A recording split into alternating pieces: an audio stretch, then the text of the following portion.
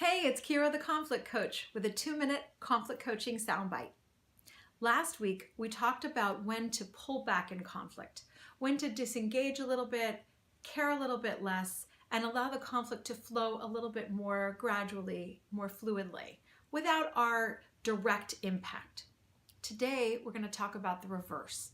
See, a lot of us are really conflict averse. We avoid conflict unless we absolutely have to engage. And that passivity can often work against us.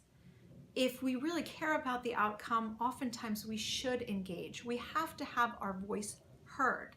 The problem is many of us have a negative association with conflict.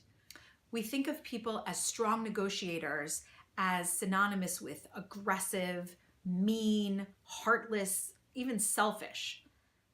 However, that's not necessarily true. Just by being assertive, you're not necessarily being selfish or mean.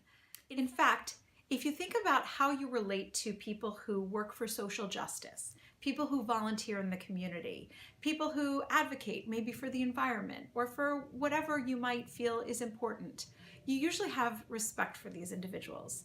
You feel like it's great that they have their voice and that they're advocating for something that's important to you. Well, it's the same way with any conflict.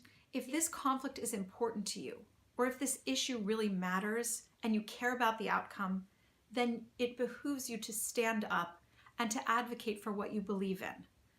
You need to change your mindset from thinking that negotiation is a negative term and it's mean and aggressive to the fact that negotiation simply means you care about something and you really want to make sure that the outcome works in your favor. I welcome your thoughts and comments. Please like and share this video and subscribe to our channel.